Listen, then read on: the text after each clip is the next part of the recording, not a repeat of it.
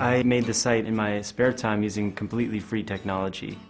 A loan is made every 18 seconds on the website. Our user base of 350,000 people has lent out about $43 million to about 60,000 borrowers. We Feel Fine automatically runs every 3 or 4 minutes, and it's been running for about 4 years now, having collected about 11 million feelings in all now. So one of the things we did is we made a video that showed a simulated election and showed us stealing that simulated election. And we took that video and we put it on our website and we let people put it up on YouTube. Within a few days, about 500,000 people had viewed it. 20,000 people coming to talk about a piece of legislation. 15 million low-income individuals have used the Beehive website to find information and to help their lives. I sent it to 17 people, and within a few days, over 1 million people were coming to it a day. When I told people the idea, no one thought it was funny. If you were pitching that at a network, they would have said no. Like, there's no way to do it. It's the second most viewed video in internet history. It's approaching 60 million hits. By the time our next record came out, a video of us dancing in our backyard had been downloaded hundreds of thousands of times before the label could even figure out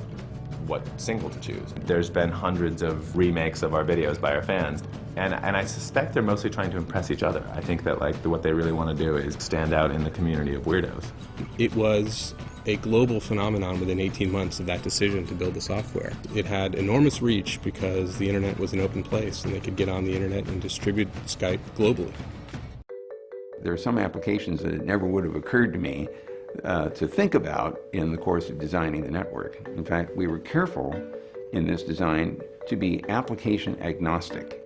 The internet has no idea what's being transported on it. It doesn't know if it's voice or video or a piece of a web page or part of an email. And incredibly, that means the network is completely open to every conceivable application that you can invent. Some people call that net neutrality, which is that the architecture is neutral as to whether or not I'm moving giant databases about science or movies. But I like to think of it more in terms of my rights as an internet user, which is that I should have a right as an internet user to have access to a neutral architecture that lets me innovate with no more restriction than fulfilling the technical protocols. Openness means you control, I control, all users control. Closedness means the network provider, the service provider that allows you to get on the internet, controls what you do, what you see, what quality, what speed. From YouTube to Skype to NPR.org to your blog to my family website, all of the content on the internet is currently controlled by the user, and policies will shape whether it stays that way or whether control shifts away from the user and to the owner of the network. Companies like Google, eBay, and Yahoo all started as just a few people with a great idea in an apartment or a garage or a trailer, and grew up to what they are today from that start.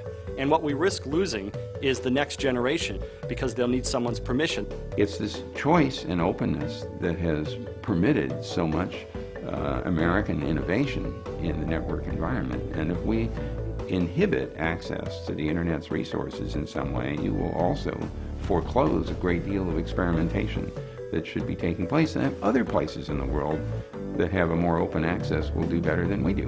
Any of the proposals now on the table that would limit citizens' access to the internet would limit their participation in this democracy. It would be, one of the ultimate outrages that as the internet is enabling more people to be engaged, that it would be shut down.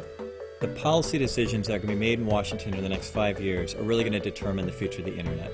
And we've seen what happens in prior policy debates around radio ownership and media. There's an extraordinary amount of money in Washington right now lobbying the decision makers to permit the network to be re-architected so that this outside, non-profit, non-commercial, as well as commercial innovation can't happen in the same way.